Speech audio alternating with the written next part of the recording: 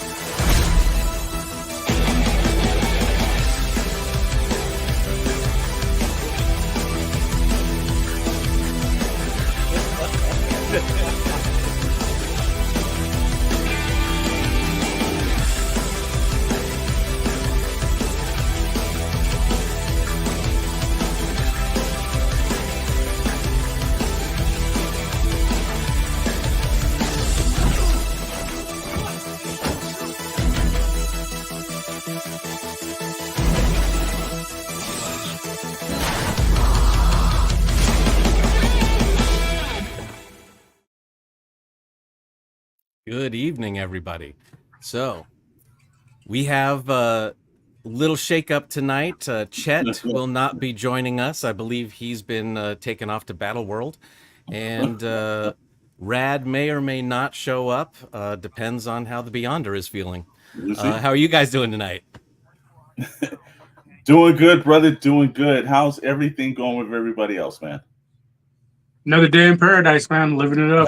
At least it's not 112.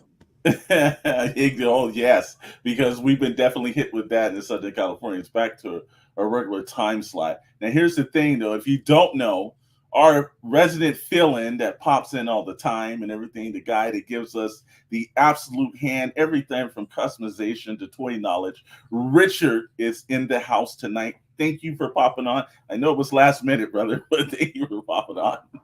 Hey, I'm always available, man. Glad to be here. Certainly are, man. Hey, here's the thing.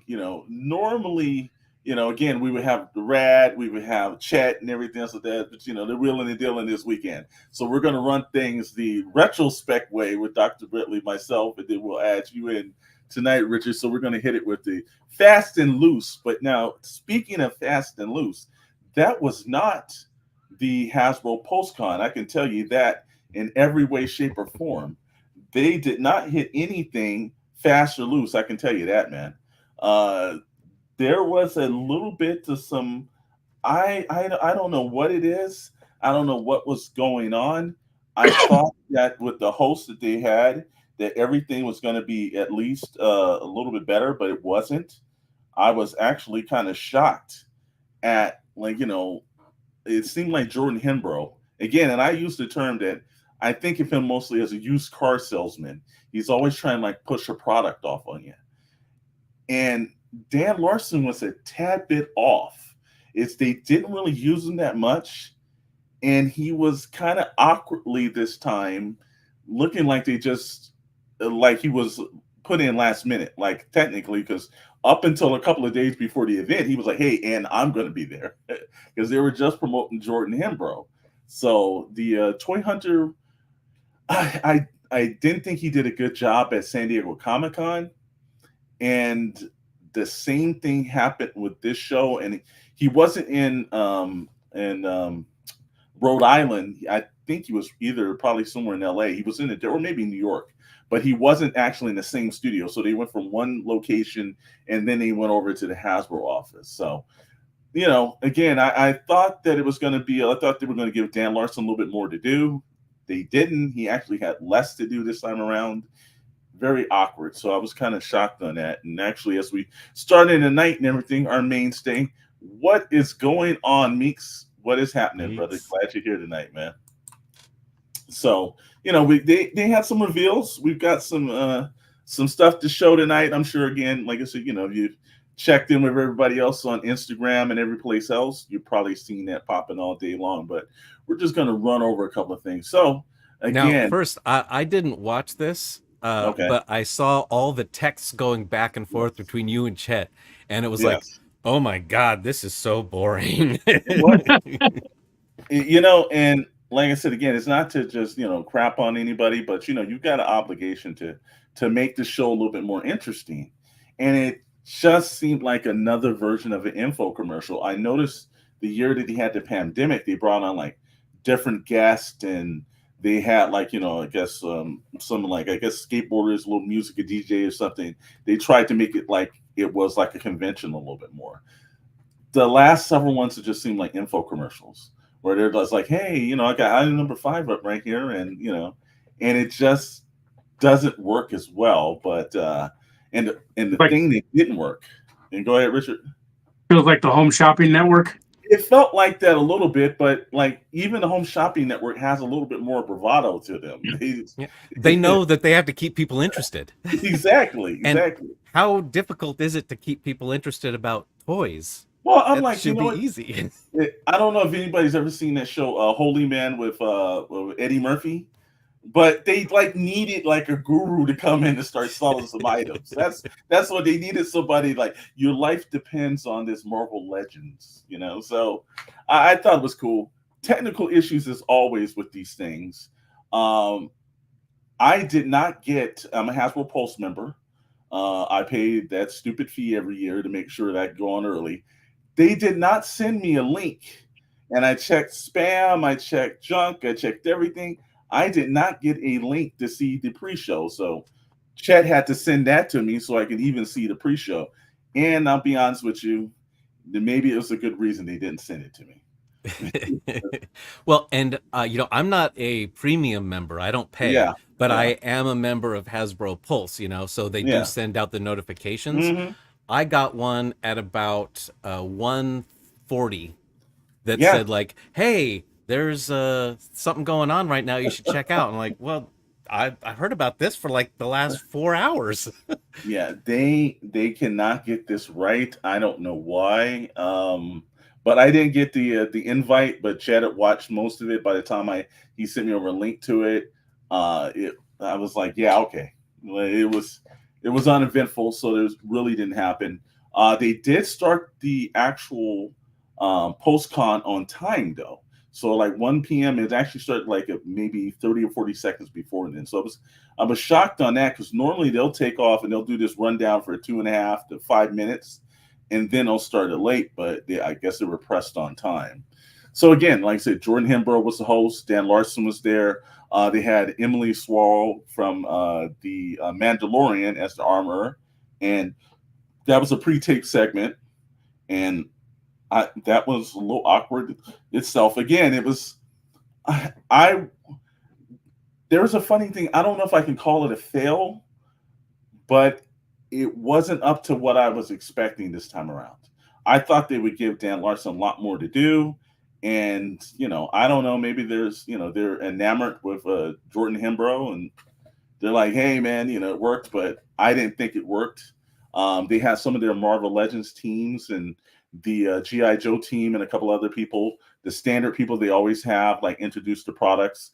The Marvel team is a little bit better speaking and, like, you know, being less awkward on camera than the Joe team, and a little bit better than, I would say, also the Star Wars team.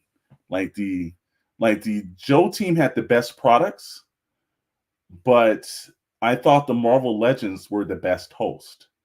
So that's kind of odd. So I think they maybe they should just go out and get professional hosts and, like, just do different segments. I think that would make it a little bit better. It really wasn't as orchestrated it needs to be. But let's get into some of the products. Let's start off with the GI Joe classifieds.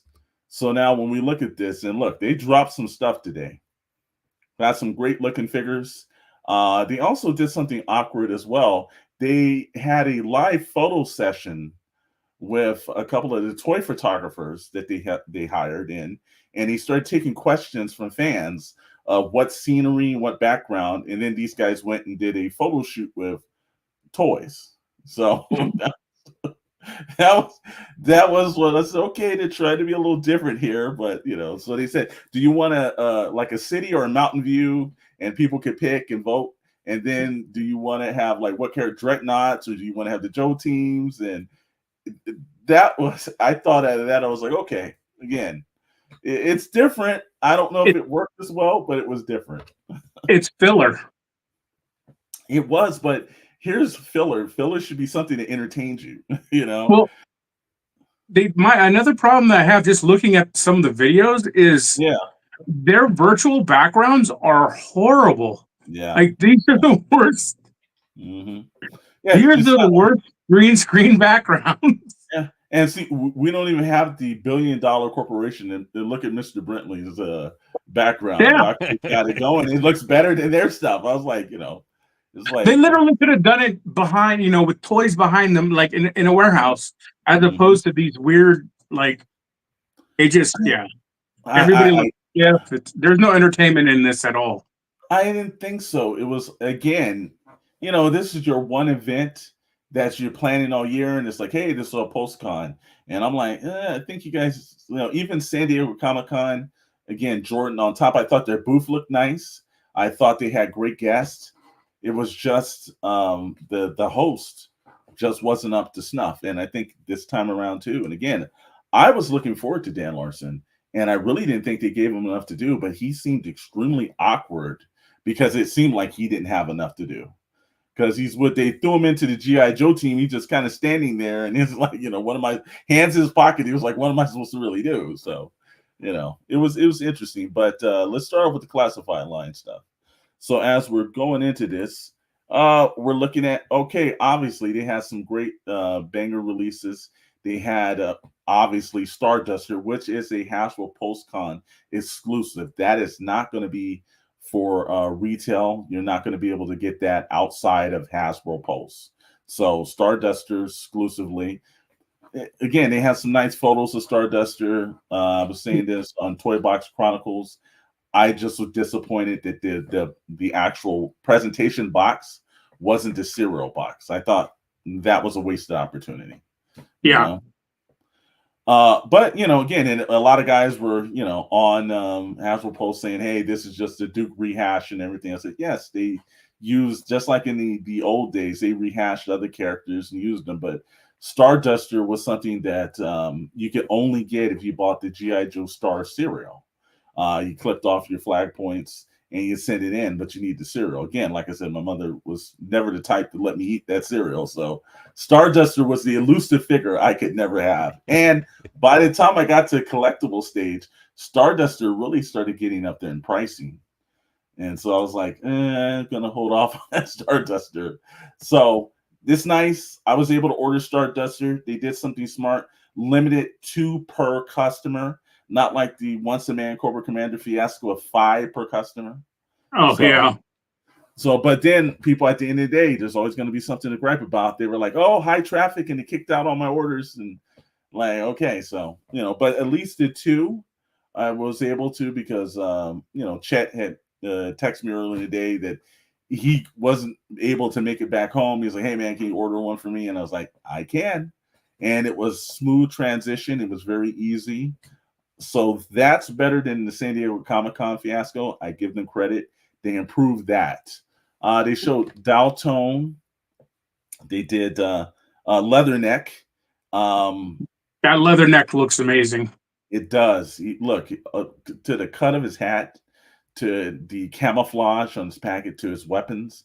he looks like an actual updated version of the original 80s Joe version, Yeah. but he looks like a serious Marine. I give them credit. Great mustache on him too.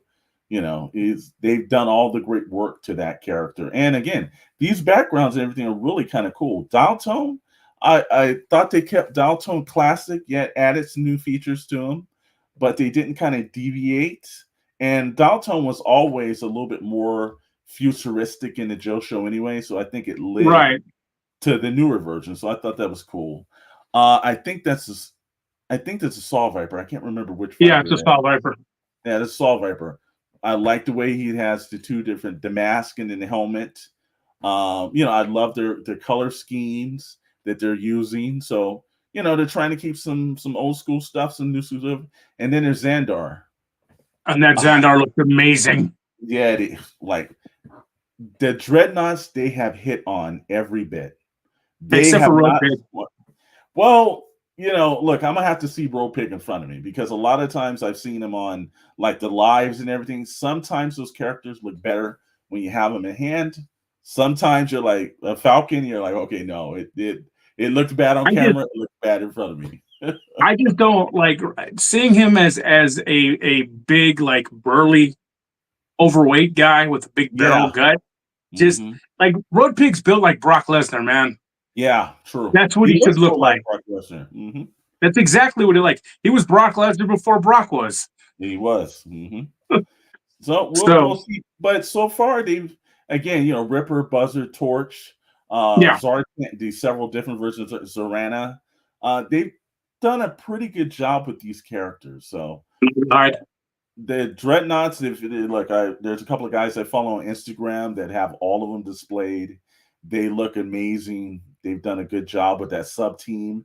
I can't wait till they eventually come out with the Thunder Machine and bring out Thrasher because that's going to come at one point. Oh yeah, So, and that's not going to be a HasLab. I see that as being like a regular line release. I hope But so. again, the Joe team did a great job with some of their reveals, and again, it's just they need better hosts for that segment. Lenny and the rest of the guys. They didn't have Emily on, and we haven't seen Emily since San Diego Comic-Con. So, but they should probably just get professional hosts, and I think it would go a little bit better in the flow.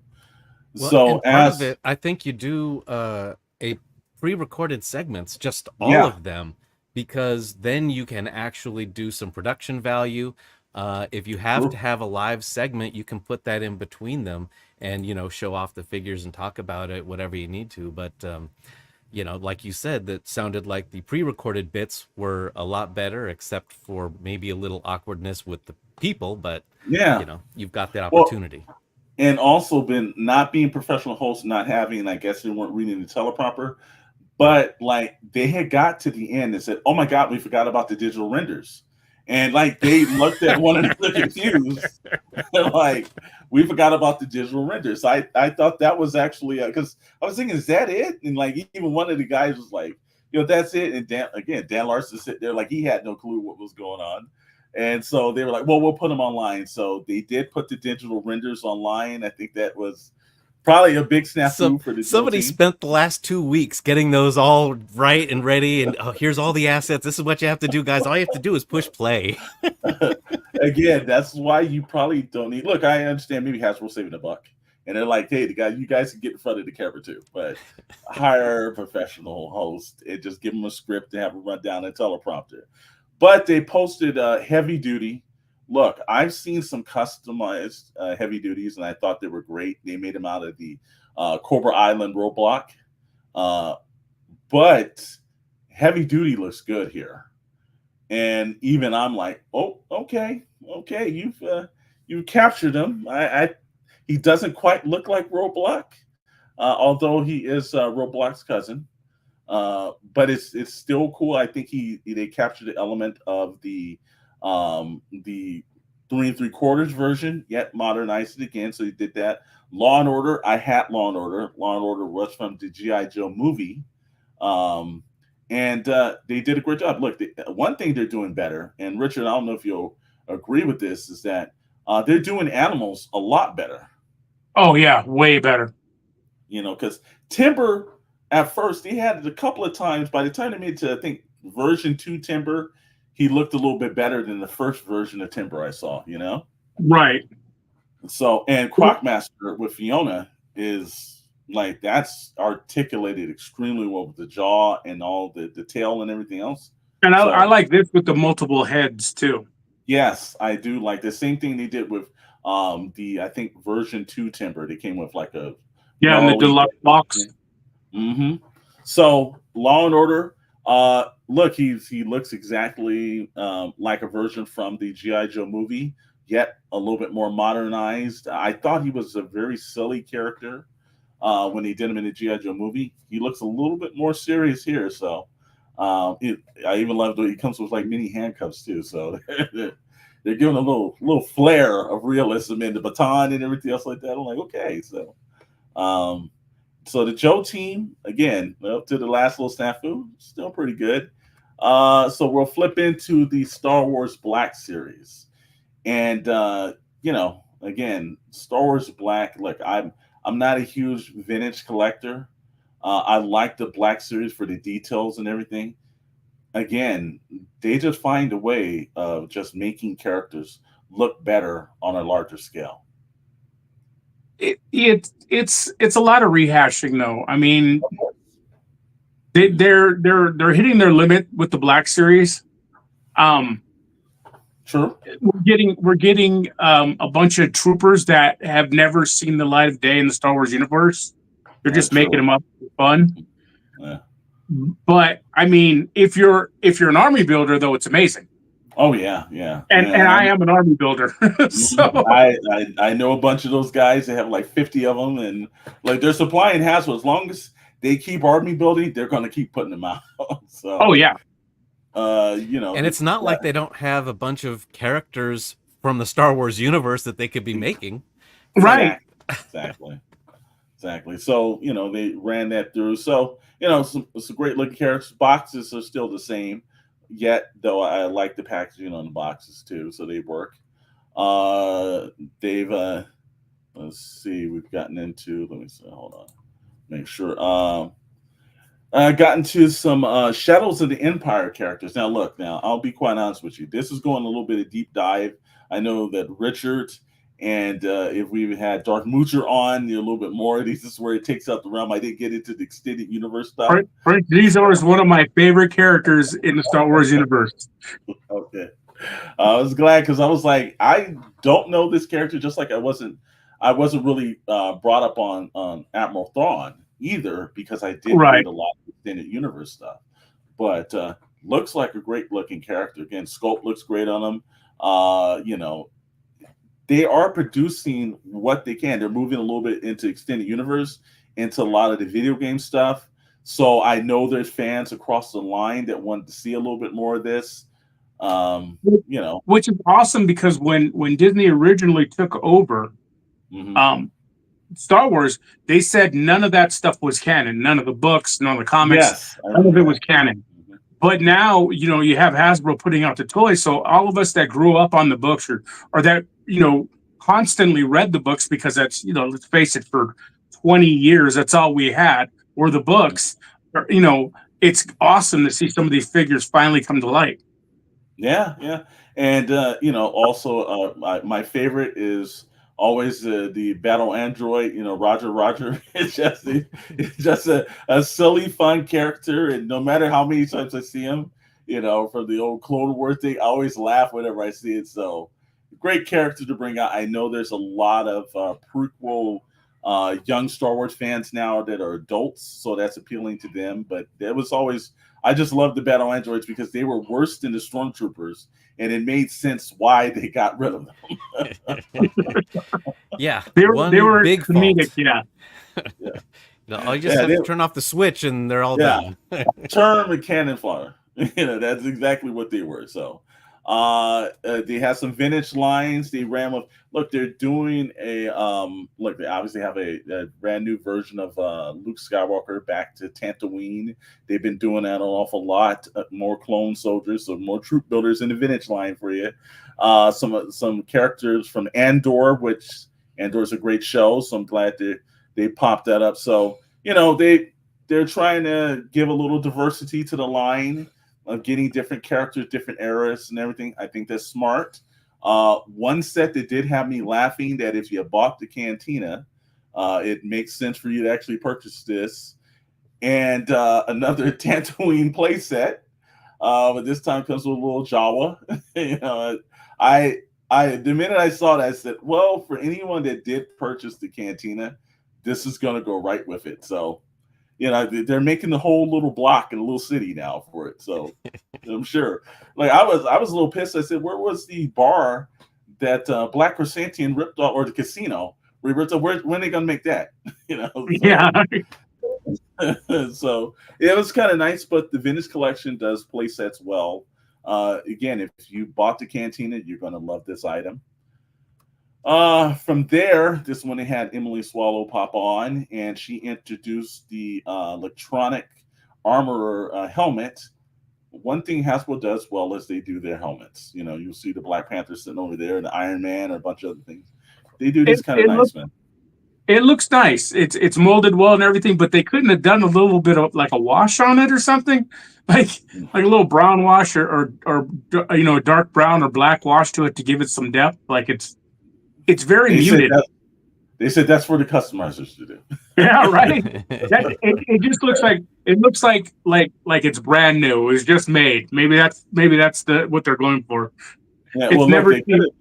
They could have left it blank and just been like, just do it yourself. I would love that. Yeah, it looks I'd be all over it. Very, you know, just lightly put some. Oh, here, yeah, throw a little brown there, that. But yeah, it's missing the depth where you can actually see the insets of all these different pieces. Right, you can see. I mean, they're in there, like they molded it in there, but it's so muted because it's just one color. Yeah, well, again, this is going to be a customizer's paradise because somebody's going to make that look better, and somebody it probably almost look like it's actually made of metal by the time somebody's really done with it. So it plays around, but she introduced the product from her house and everything like that, and I think she had a dog in the background with her. So you know, it was very casual, but it's kind of cool. It's always nice to see the voice behind the helmet. So you know, kudos to them. And I don't know if this was up for order. I didn't pay attention to that when I was ordering. I'm sure it probably is. It's on the website. Okay, yep, then it's up. So from there, we move to the Marvel Legend guys, who hosted the best out of all the teams. They were free, loose. They didn't make corny jokes or anything else like that. They did have great chemistry together, so they did the best job. They did the person who will not be called Jonathan Majors. I mean, Kang. So, you know, I don't know if Kang's going to sell well because I think they hurt Kang with that last version of the MCU. I don't know. He was a great character from the old Marvel days. I don't know if that's going to be reinforced anymore. But now, is this the same sculpt, just a different head? Or is this a whole new figure? They've got different heads that they've actually had. They got several different heads for this. But I mean, did they just take the Jonathan Majors one and like, okay, throw out all those heads and put a new one on? This is a different body style than that. It's a different body. Mm-hmm. Yeah, the other body was more a little bit beefier. This is more a classic comic book version. So, but they have done Kang before. But I don't know if this is a brand new body mold from the original comic version King or not. But I know the chair. I don't think they've done the chair before, right, Richard? I don't think they've done that. So I think that's new to him. Chair looks nice, but again, I think he might be a character diminished due to all of the negative attention in the last phase of the MCU. So we'll see if this does well. Which is unfortunate because he's an amazing character. Yeah, and I love the box art for it too. So they really did some nice box art work for this. Now, Richard, let me just ask you: did you think that the way that they were doing Kang in the Marvel Universe movies was working? Was that initially, yeah. I mean, they were actually showing his depth, and like he's not. That's the problem when you get with anything.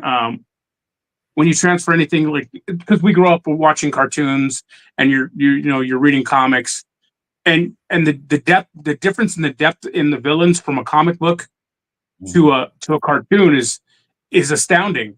And they're finally starting to reach some of the depth of these villains in the movies, and they're finally showing some of Kang. And whatever happened with Jonathan Majors, whether that was just or not, like it's unfortunate, and it really kind of just derailed somebody that I would think he was meant, as everybody knows, he was meant to be the next big thing as far as villains go in the Marvel universe. So it's pretty unfortunate what happened. It did, and every now and then something like that pops up, and it derails things. I think they did a nice job at the MCU of pivoting, because a lot of times that franchise, it will just tear everything down to the core. So, they were able to make a good rebound from this. So, they showed Retro Cards Secret Wars for the Marvel Legend team. And I have to say that this was one of the impressive, like they've done a great job on all the retro cards this year, but this looks like it's an updated version of the Mattel stuff from like '84. Yeah.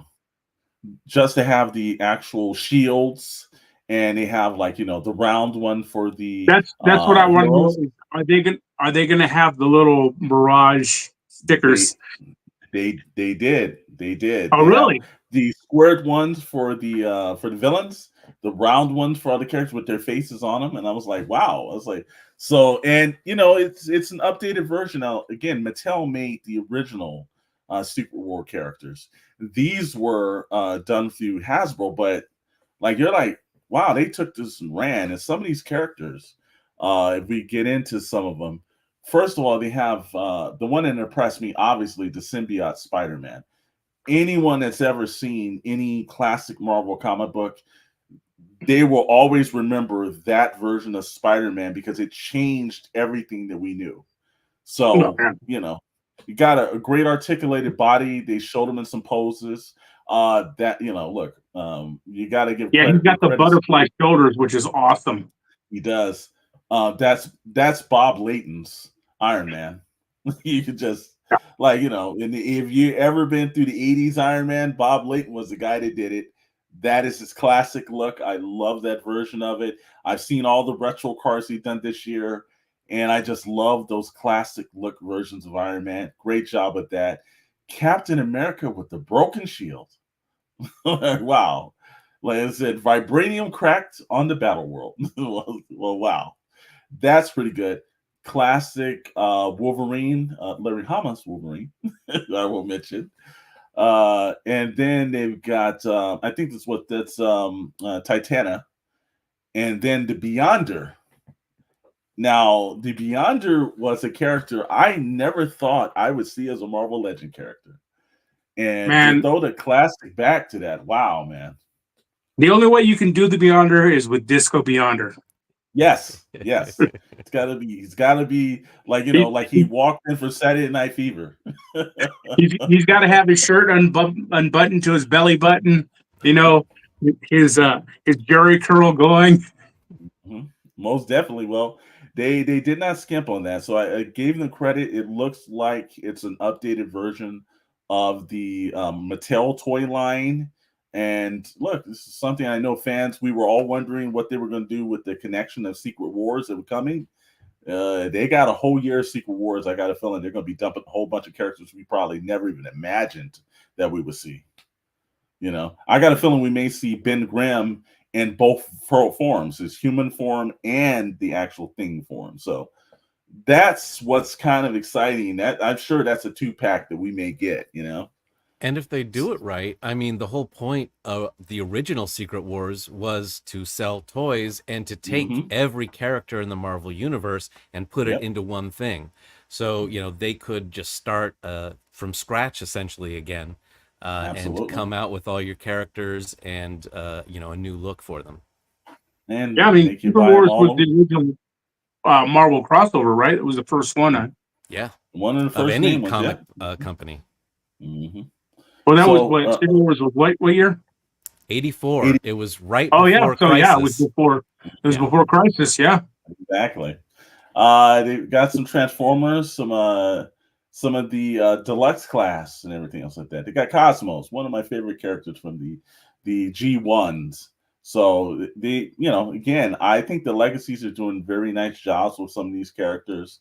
I'm not a major Transformer collector. I've watched the G1 show, but I like all the work and aesthetics that they're doing. Great job on that. Will flow through. Again, more of the legacy packs. A couple of these are the triple changers. So, again, they've got some very nice looking work that they're doing over that team. I think they've done a great job this year with that. From there, also more, these are Transformer Legacy United. This is Bumblebee. If you're a G1 fan, you'll remember that's from episode 1. More than meets the eye. I remember that and they said that this version of Bumblebee can go into the back of the actual wheeljack like in the animated cartoon.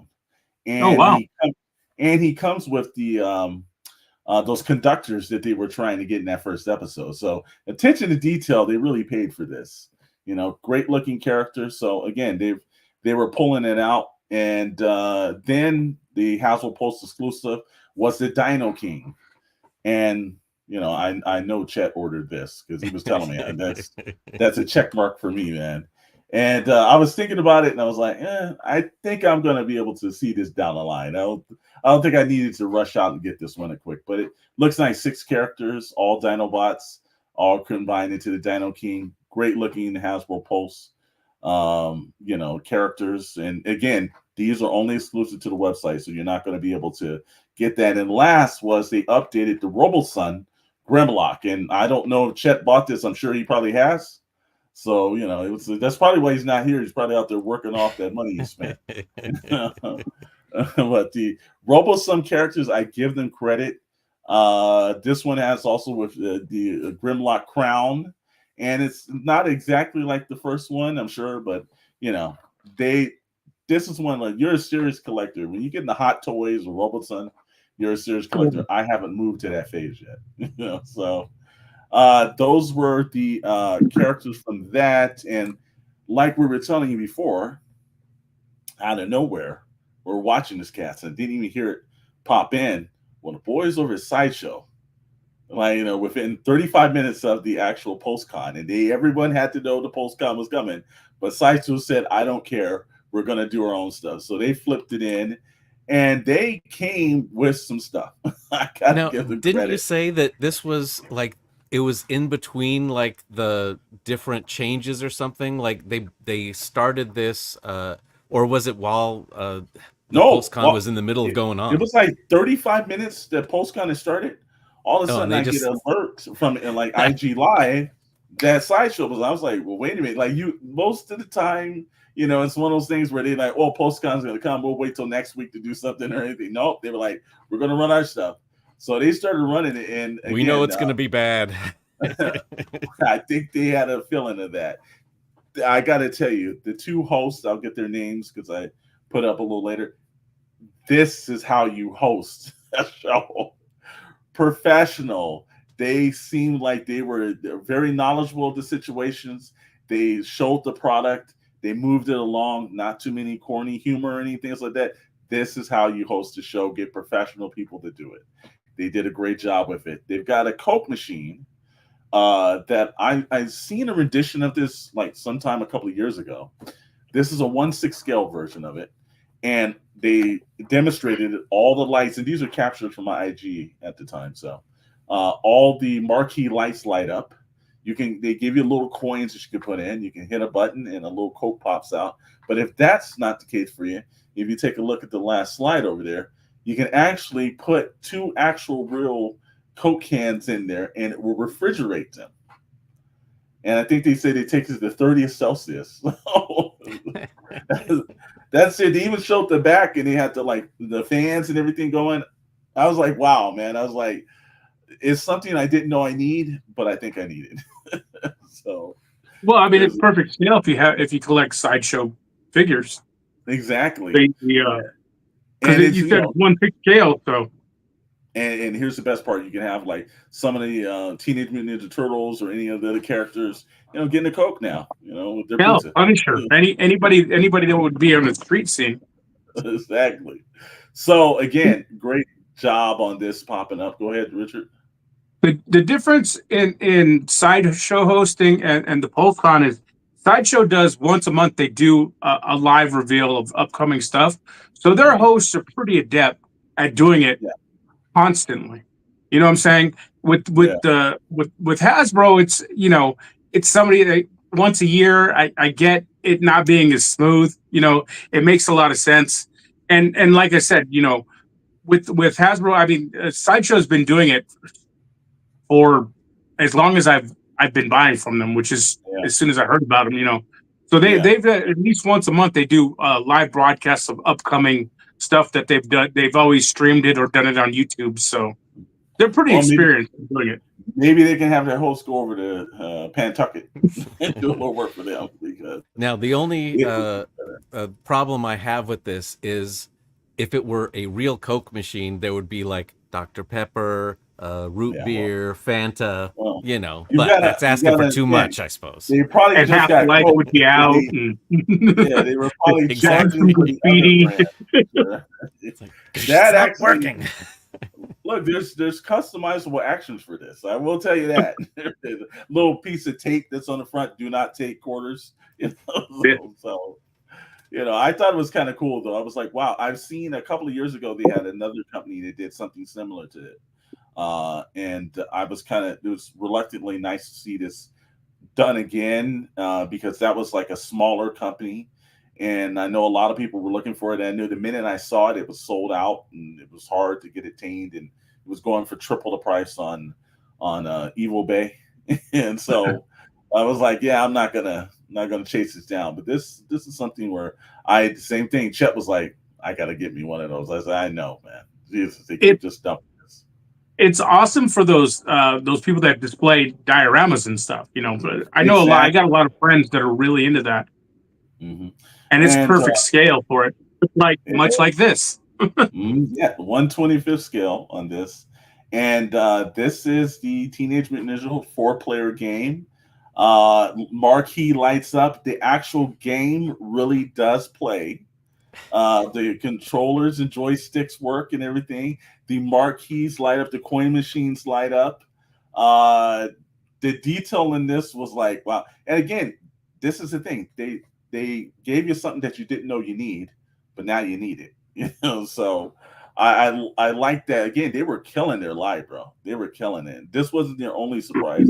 And it was, Guy and Amari. So, again, Hasbro, you could probably lease them out for some events. Take some notes. Yeah. And this is some cool thing, just like the Star Speeder that just came out, where now you can start to have video elements that are in whatever toy it is. Except for so this is just the tip of the iceberg. Yeah, these work. But that's true. Star but Speeder, for me, I'm thinking like you can do the bridge of the Enterprise and have the view screen work. Oh, I mean, stuff like that. There's just so much you can do with this technology now. I'm sure Sideshow's working on just that right now for you. Somebody's writing that down and like, oh, we're gonna at least get $1,000 out of that one. So, and then they also had another version. I believe this is Turtles in Time. So they had 2 turtle games. Wow. The only thing the host didn't know, I remember the other one. I think it was Retro Arcade or something. It was a different company. They could plug up to an actual HDMI hookup to your TVs. He didn't know if these could do it. They said you could check online. I didn't have time to check online, but if they can, like the original versions that were done, then that's extremely cool. Like this is one of those things where it takes me back to the 80s where you still remember the little Pac-Man or the Donkey Kong little games and everything. But the little tabletop games. Yeah, they've taken this to another level. So bravo, Sideshow, keep kicking their behinds, bro. Although you can't get 4 people around that to play. Well, you can, but it's going to be extremely hard. You can't even get 4 action figures around that to play. And of course, this was Friday the 13th. They had to show their Jason with the axe, and I was like, and for about a moment, it looked so real. I said, Sideshow they just know how to do it, man. Come on, let's be honest. Sideshow does it better than everyone else does. So, And beautiful photography too. Yeah, it is. The lighting makes that. Oh yeah, yeah. Again, if that was like if I was walking out my door and I saw that, I might think that was real. And again, I love the Friday the 13th kind of situation, so they kind of did that. So with that said and everything that's we've talked about the post-con, we knocked out Sideshow taking over the post-con. And last is we're gonna run with Secret Wars. And we normally would have ran this first, but we thought Rad might be able to pop back in and everything. But LA traffic is what it is. Rad's probably stuck in the middle of some congestion on the 405, I'm sure. So It looks like not in a fire. or yeah, it could be one of a couple other things. So we've got we can throw this up, but it's Secret Wars time. And here's the thing about the Secret Wars. Like we said, the first major real crossover that defines them all.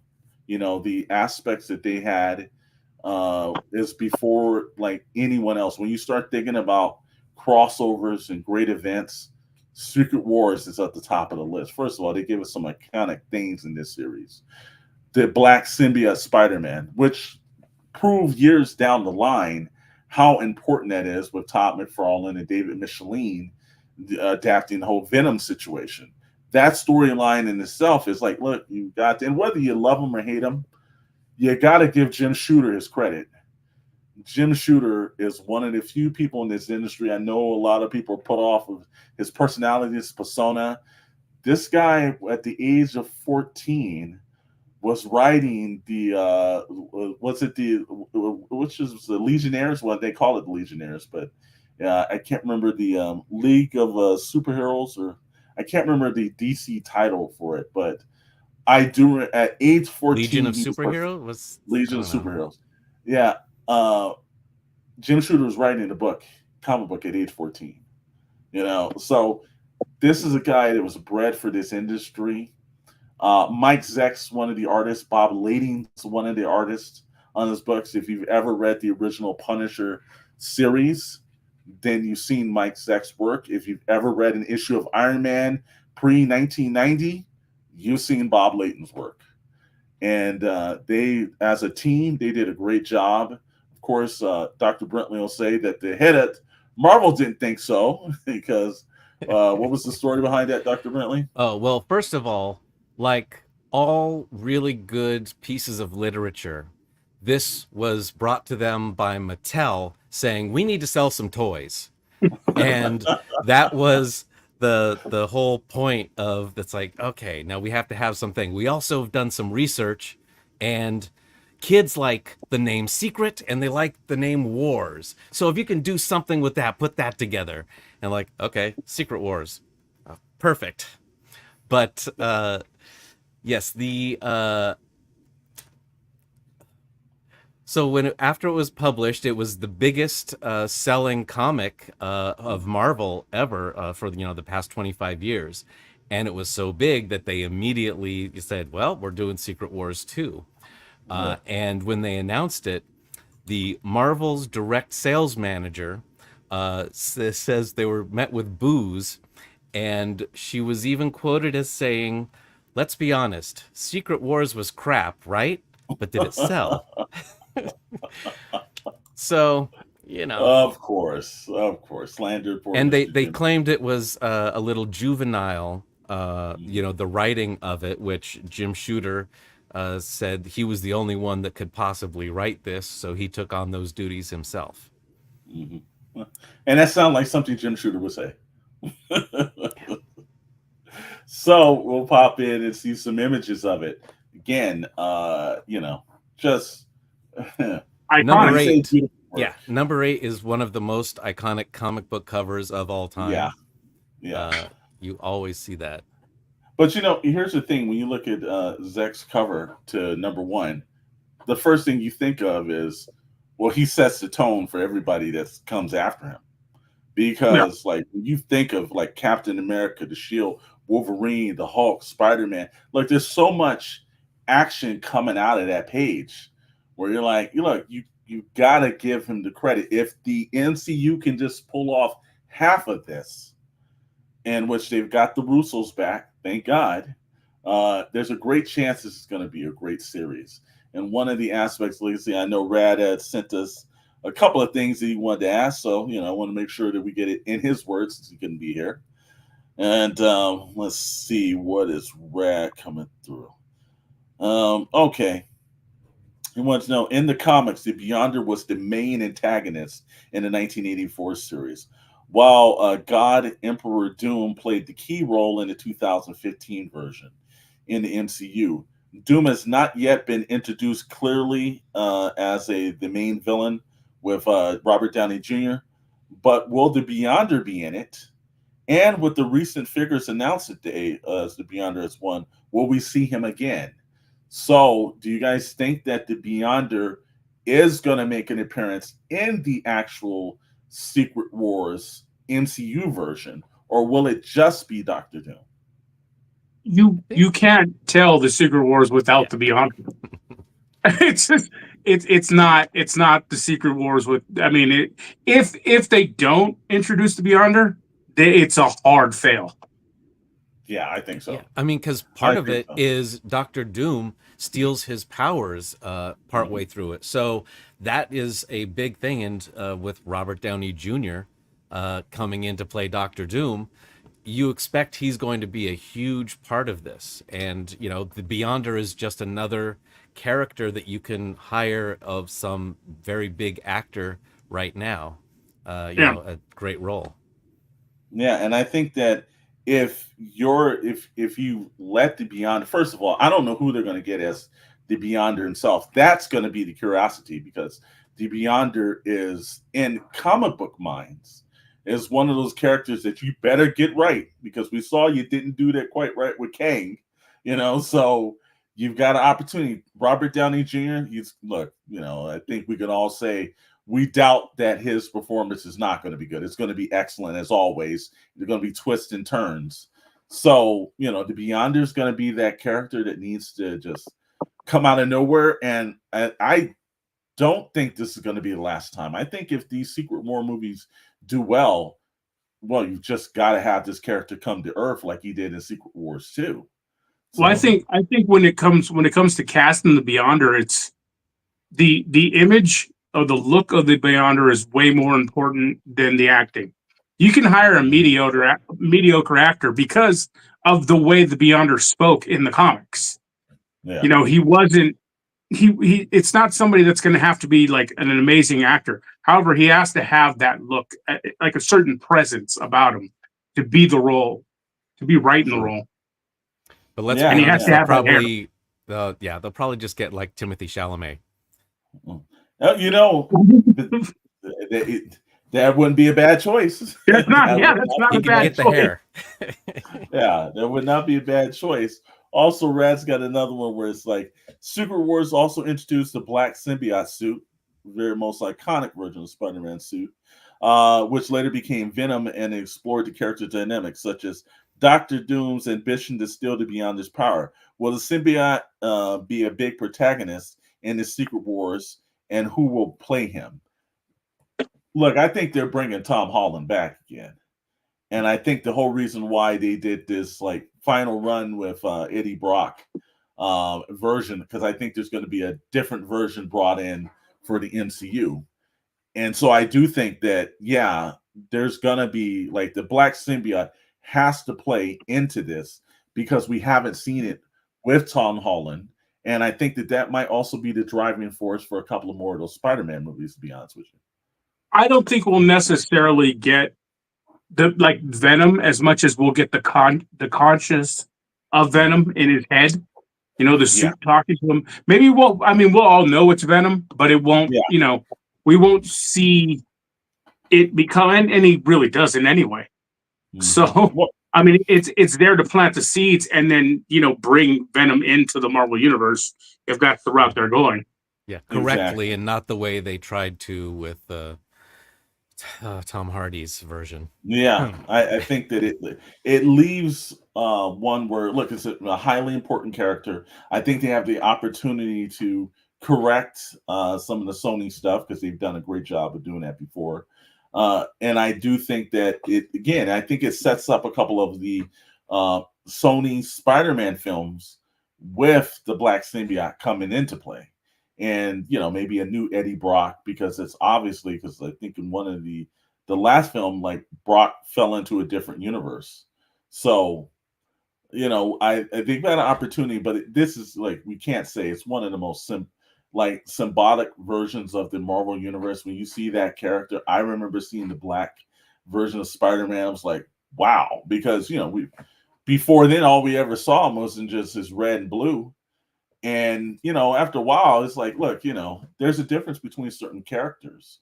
And while they've had great artists over the years, Todd McFarlane really did shape the look of, like, the black version of Spider-Man's look. And the whole reason why there's even Venom is even invented, because he wanted to pull, when he got the Spider-Man job, he wanted to take Spider-Man and put him back in the classic uniform.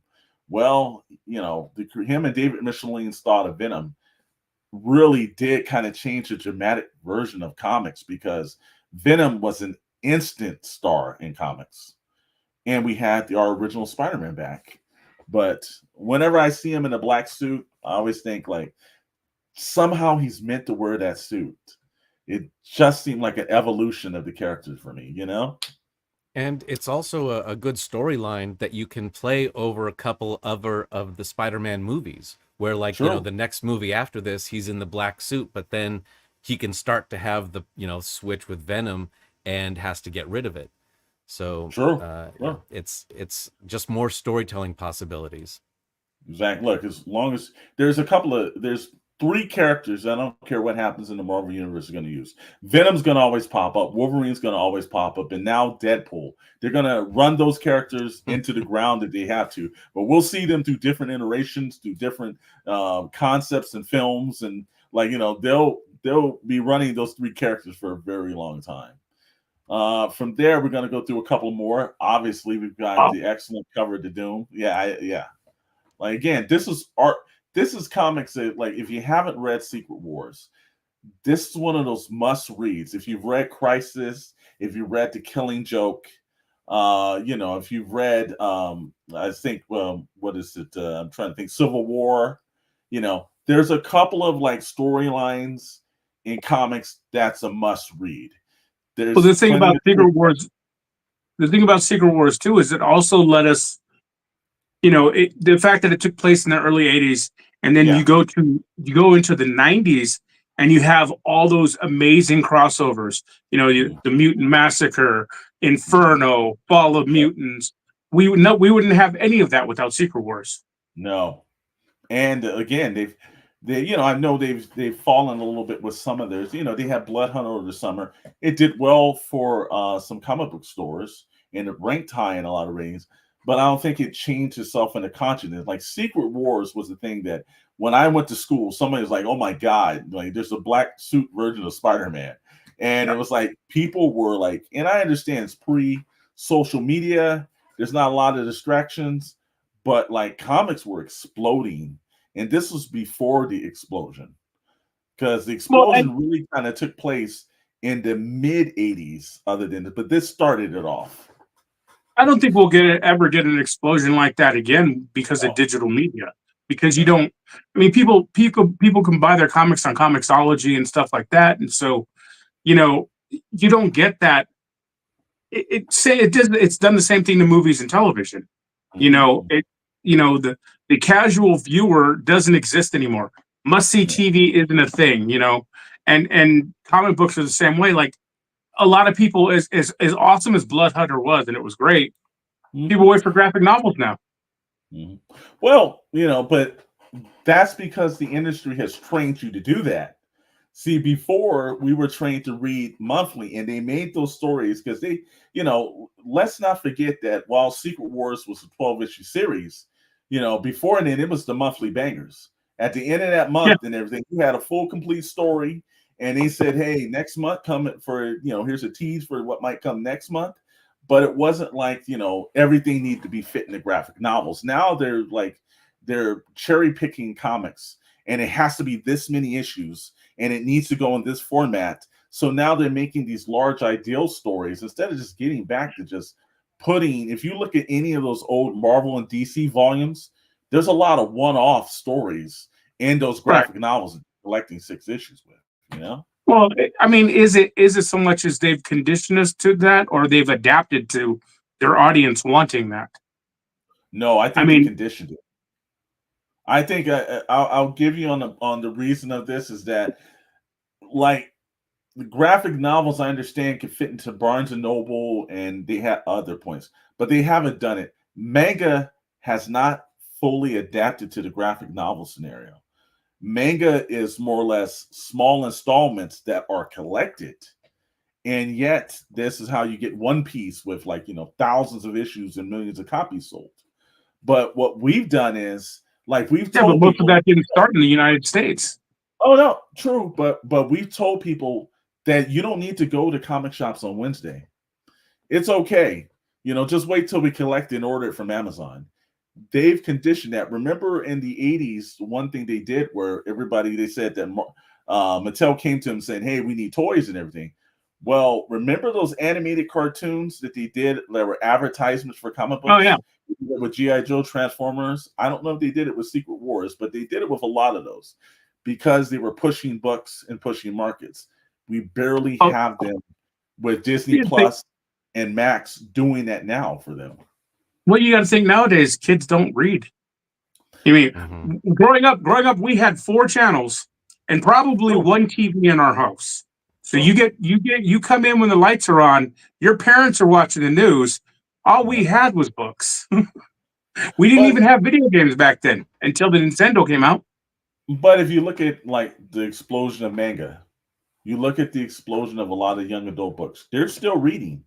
It's just that we've lost control of how to advertise and adapt to them. And again, when you have two absolute, because Penguin Random House is doing it well.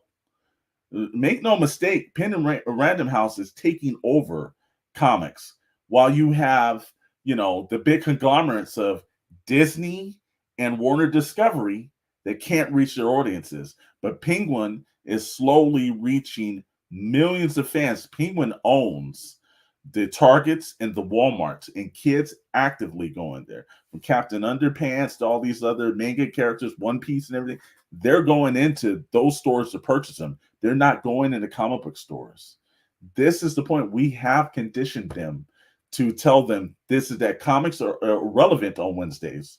Wait for the graphic novel. So now we have to recondition them to send them back and say, no, wait a minute. If you turned on Disney Plus and you were bombarded with, like, hey, here's the new Spider-Man's coming to you. This is in comic book stores. If you turned on your Max and they said, guess what? Superman's going to be in the store. And this, like the Absolute line, like these are major conglomerates, but yet Penguin Random House is getting kids to go to stores because that's their main business model. It's not in Disney. They treat comics like secondary thoughts here. And they say, oh, we'll hire James Gunn, but he's supposed to do better with this. And we've got Kevin Feige taking over Marvel. Yet I didn't hear anything about Blood Hunt through any outside medias. And they've got their own networks all over the place, streaming channels all over the place. Well, that's what happens when you have comic book companies that aren't owned by comic book companies. True. And that's the smallest thing in all of the things that they make money on. Comic books is at the very bottom, so they don't have the interest in it. That mouse will always make more money than anything else they put out. Exactly, but they have opportunities to do it because guess what? They sell movies and they sell toys. The original market's still there, and I think that some of these conglomerates have not done smart business practices because nowhere in the world does, like, you think McDonald's, if they're not selling a cheeseburger, they're going to keep it around. No, they're going to, what can we do to sell this burger better? They're going to, that's a productive business. Comics is more like these companies, like, we own a comic company. It's a secondary thought to them. But if they really got some dedicated, first of all, we have to clean house in comics. We've got to get rid of some of the old school guys, get some newer guys in thinking, some digital media stuff. How do we appeal to them? Because video games are still thriving. We've got to change how we're presenting this if we want to keep the Secret Wars around, because again, they've got great opportunities every time. Look, Deadpool and Wolverine came out, and there should have been a better comic book series out there that they promoted the heck out of. But I mean, we're in an age where they can do interactive comics too, which is something that nobody's touched on. They can do anything they want, but yet they've got to keep them out of the secondary markets. This is what happens when your primary business was, well, we better sell books or the lights go off. So. And to your earlier point, it wasn't every book that got a collected graphic novel. Yeah. Right? Sure. It was only like, oh, well, this the Punisher miniseries, that was big. Let's put that in a collected edition. Oh, Dark Knight Returns, let's put that in its own thing. Watchmen, let's put that in its own thing. But they started just by selling individual issues. And, you know, you didn't know if you were going to get, you were going to be able to get it all collected. So you had to get those individual issues if you wanted to read it.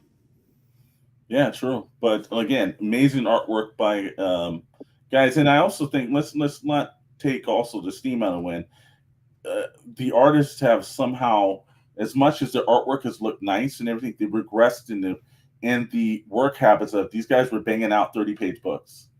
There was no excuses or 30-day books. They were putting them out 22 pages every couple of days, so they removed your behind off and they got somebody else to get it done. But they now, when you're kind of like, well, you know, if it's late, hey, it's late, and everything. If you don't treat it like a priority, people will not believe it's a priority. And again, when you look at these covers right here, you know, like these guys were just putting pen, pencil, and remember, most of these guys were shipping their things off. It wasn't like, you know, they were, you know, had digital medias and all these other ways and everything. And we've got all these things to help us now. These guys were drawing those pages, send them in the mail, send it to inkers if the inker wasn't right there with them. And then they had to send that to New York if they weren't in New York. A lot of artists were. But a lot of stuff was done through the mail. You know, a lot of hope it doesn't get lost. Yeah, like, you know, there was, you know, shipped to editors' places. They went to letterers. It went to ink. You know, this was all, and they got these done all the time because of the structure and scale. And I think that if we get back to treating it like a business, I think we will see some of these pleasures. But again, you see this classic Captain America on the front of this book, the action that's going on. Look at Magneto. Like Magneto covered.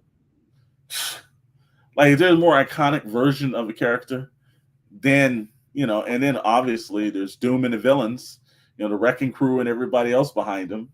You know, this is the stuff that you look at and you're like, the MCU has an incredible opportunity to like really bring in some new characters, bring in some old characters, a restart.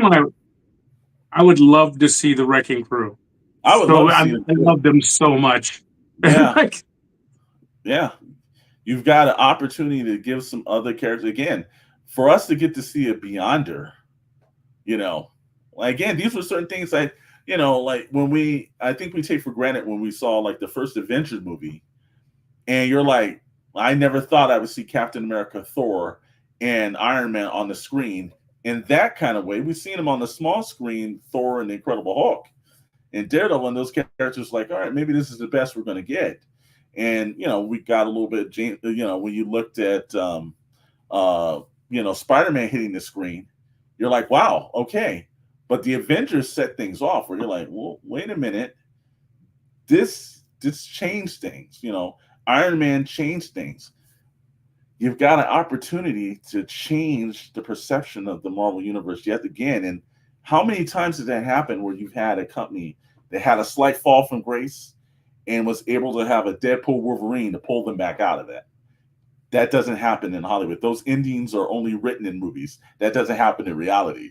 So Kevin Feige's got a heck of an opportunity here. As we flow in and everything, obviously covered the Secret Wars 2. Who's the Beyonder? This is when the Beyonder comes to Earth. I'm sure if Secret Wars goes great, we're going to see that version. This is also the Jonathan Hickman version that came out a couple of years ago as well, that they updated some of the stuff. Great artwork. Looks amazing. We're going to throw some stuff blast in the past. There's Avengers Secret War title font that they're going to put in there.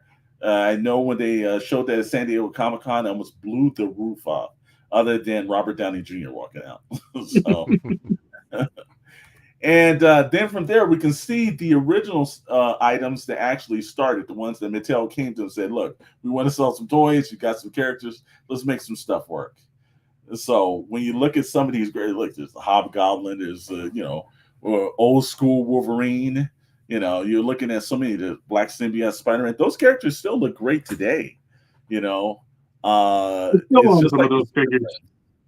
Yeah, it's like the Super Friends characters. Every time I see original Super Friend characters, it's like those were still good, man. It's like they might didn't have the 16 points of articulation they have now and all these crazy things, but and I had a couple of Secret War characters, and I remember the one aspect that I did love was the little shields that they all had. That was just a nice added thing that they add to, and of course, Meeks Pops said, "Yeah, that Wolverine. That's the old school Wolverine. And that's the one that we all love too. But just so many great looking characters from there." And Dr. Doom, one of the things they wanted to do was update his look to be a little more technological and appeal to kids. And this is pretty much the version we see going on since then. And then you've got the old school Falcon, which a lot of people now just see him as the new version of him. But this is I like to call this Disco Inferno Falcon. Oh yeah, he had a groovy outfit. He was quite the 70s and the 80s, somehow caught in between and everything. He never really kind of updated that. But him and the Beyonder were hanging out at the club, 52 or whatever. Studio 54. You can Studio see 54, yeah. You can see Electro, Baron Zemo. There's so many great characters there. They look great. Both versions of Spider-Man, Black Symbiote suit and the original suit. So, again, every time I see a Secret Wars Mattel character somewhere, I'm always like, wow, that was a great line, man. It's like they did a great job with that line, and they were the first to really kind of get it in. And Super Friends showed up out of nowhere, and it's just, it takes you back, because that's when you went to the store, you purchased it, and it was out of the box, and those were playable characters. We weren't thinking about collecting and how much. Now, if we had thought about that, we would all be having the signs of tears about all the Secret War characters that we destroyed back in the day. But great looking. And then we take it into the new retro card versions, where if you look at those cards and everything, they've done a nice homage to the Mattel one. So that's an interesting day. I think there's a lot of high hopes for what Secret Wars can be. I'm looking forward to seeing this next phase in the Marvel. I'm looking forward to see how this whole, Robert Downey Jr., Dr. Doom kind of stare at, if he's a variant or whatever situation is going to be. Can they actually clean up all the multiverse stuff? Because they said it does end with this. So, I hope we get new Captain America, some new Iron Mans, just totally have a point of reshaping the whole MCU and getting people excited about, because there's a lot of great storylines that we haven't seen with Captain America, a lot of great Iron Man storylines. We haven't seen, Thor still has some stuff in him, and of course, like I said, a groovy Disco Inferno version of the Beyonder that could show up and everything. I gotta think they're gonna put him in a white suit or something like that. I don't think they better. You need the butterfly collar. Well, it would be a nice homage, just because if he's this character from from a different universe, it's one of those aspects where it might be getting transmissions from the 70s. Exactly. So that would actually work and be funny. It makes sense. Because it's like, the last thing he got was Saturday Night Fever, and so that's how he decides to look. Well, the best aspect about that is, again, like I tell people all the time, there's a reason why we're screenwriters in Hollywood. Like, if you're Marvel Studios, you need some help. Dr. Brantley and I are always able to drop whoever we're working for you guys. So, gentlemen, with that and everything else like that, look, we've ran a little bit longer tonight. I see my buddy Rad's not going to be able to pop on, but I know he's gonna hate that he missed the Secret Wars and everything, but he was with us most of the day between myself and Chet, talking about the Hasbro PostCon, which was a very interesting day, and the Sideshow Collectibles kind of like interference. So, so next week we'll have to come up with a banger of a subs and have that come through. But as always, since we've gotten to this point, one of the main things that happened this week, and on a somber note, we lost one of the best voice actors and actors of his era. And I've seen a couple of comments on some of the tribute videos that we did. Somebody said top 3 actors of all time. And you know what?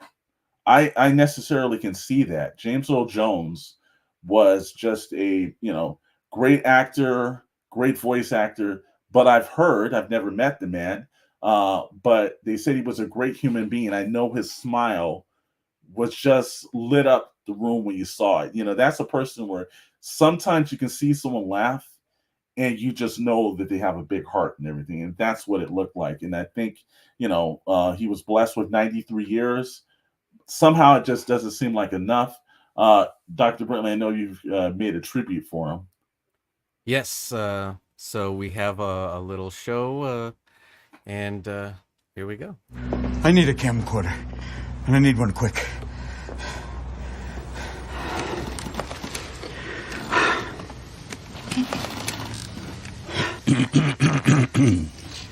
My child, you have come to me, my son.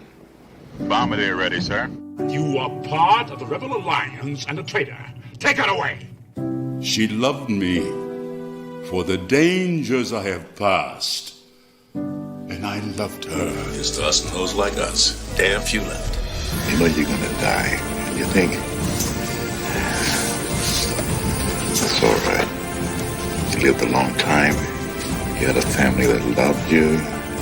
You had a job that you thought made a difference, that you thought was honorable. You are my son. I am your father. Think about it. You got 5 seconds. 4, 3, 2, 1. Deal? Deal. Deal. My son works.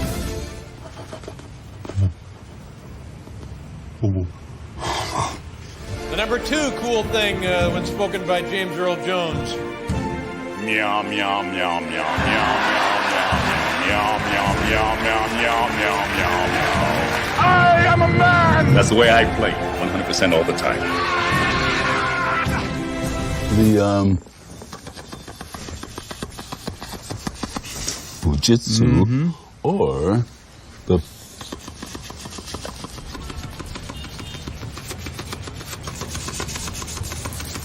Fuji. Suppose I do not marry this lady. Now, if I move in with her and do not tell you, then we're both crooks, right? But if I do tell you, then we're back to the income and the outcome and the deducting, and you drive me to drink. And don't you try to go through life worried if somebody like you or not. Which one do you recommend? The Fujitsu or the Fuji?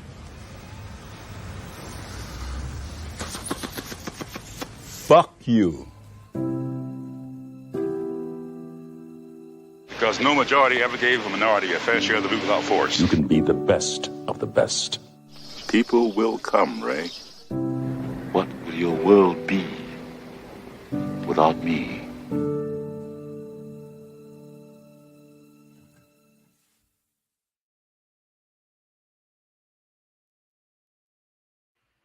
Wow, man. That's absolutely powerful. Oh, like I said again, I would be remiss if that wasn't our only loss this week.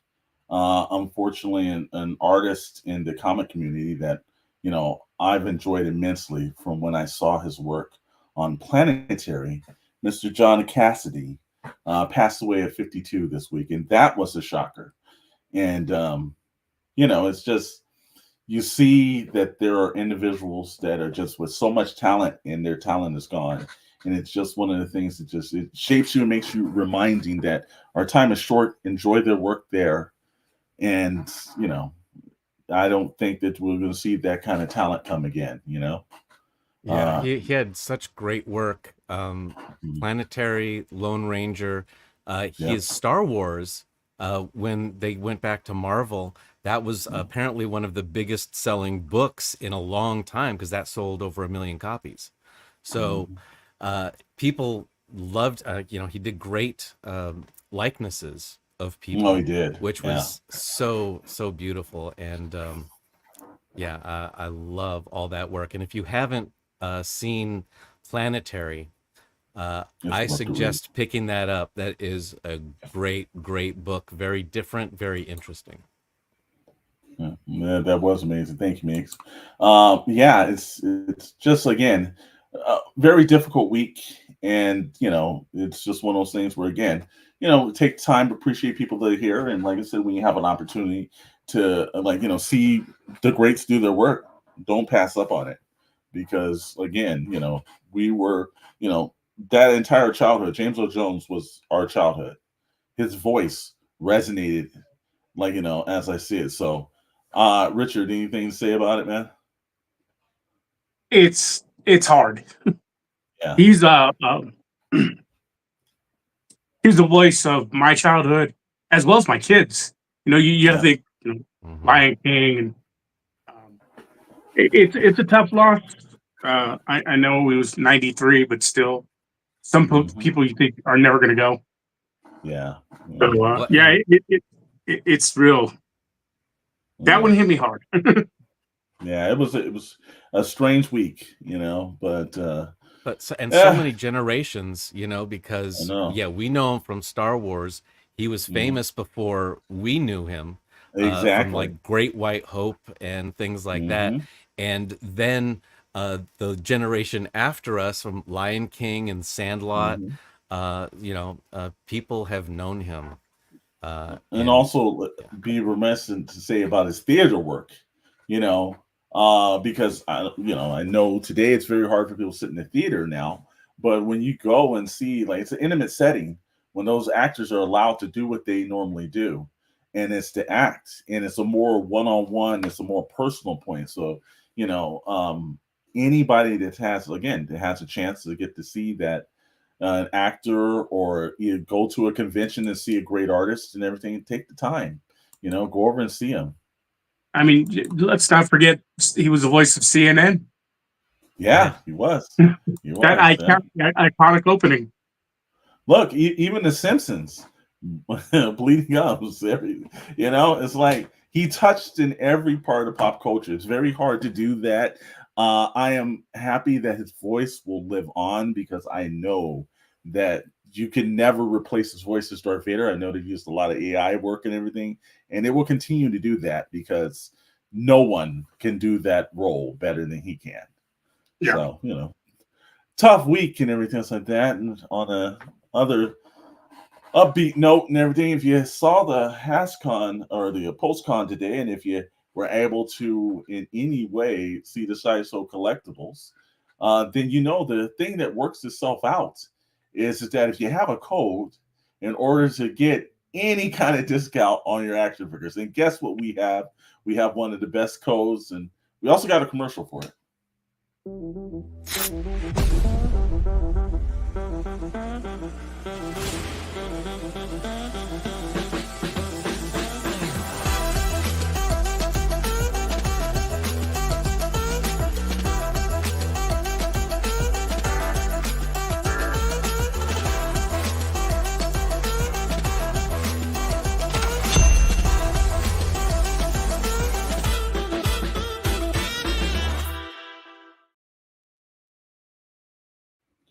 The thing I love about that, it takes out the work on you. Somebody actually went through, purchased something. You get to see with the discount. You don't have to guess what it is. You can actually see it right there. But that link will be in our description. Use our code and everything. And again, a lot of these items that you saw on PostCon are available there on Entertainment Earth, and you can get a discount. And I know they've moved to a new flat fee on shipping. So a lot of interesting stuff happening from our affiliate. And since they're the big conglomerate, No, we love mom and pops and everything, and the guys have been with us from day one and everything. Justin just puts a smile on Richard's face because he knows what it is to actually be a small shop competing against the conglomerates. And not only tonight do we have KS Collectibles, where you can get some great items and everything, and you have a store that is you can go to on the weekends and everything, right, Richard?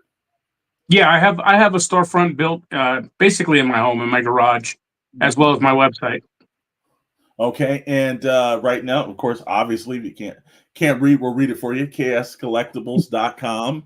Do they need to make an appointment, or do you have regular hours or something, brother? No, we run regular hours. It's 11 a.m. to 7 p.m. 7 days a week, even holidays, except right. 4th of July. 4th of July is the only holiday I'm never open. But yeah, we're there for anything, man. That's going to be it, brother. 4th of July. Got to have one day where you take off during the year, man. For God's sake. Yeah, I do everything I can for people, man. Good. And any kind of big bangers that's coming through the store right now? Any kind of waves or something that people might be looking for that'll be like, hey, man, I need to make a ride over there? Right now, actually, what I've been dealing in or breaking out a lot are the old Toy Biz. I came across a huge lot of the old school Toy Biz, those original Marvel. Some of them are a little, but for nostalgia sakes, I mean, people that grew up with them seem to love them. They're still carded, mint on card. A lot of them, a lot of the rares, a lot of the pretty hard to find, including the big box sets. I'm pretty stacked up on those and always wrestling, anything wrestling. Oh, yeah, there you go. Well, here's the best thing is that I know what I'm doing my Saturday. Now, normally I would make my ride down to Wilmington, but I'll be going to KC Collectibles and everything at 11 a.m. Remember 11, so 10:45 I'll be lining up in line for some of those toy business. But if you can't make it out to the Inland Empire out this way, and you're down in the LA area, you're going through Wilmington, day one from the beginning. Toys versus games. Toys versus games.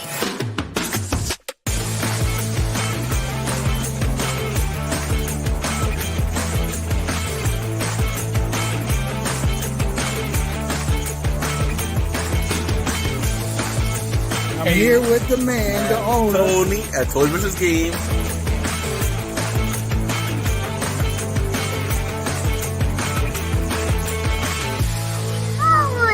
Versus games. Oh. Make sure you stop in and see Tony and his wife. Just a mom and pop store. We love them around here and everything. And it's always nice to go into those because your dollars mean more to them than it's going to be at the Target and Walmart. So I can tell you that. And if you're deciding on what you want to do throughout the week and everything else like that, well, we got a couple of shows and everything that pops up. Got a Wednesday and Friday night lineup. Got a little commercial for that too.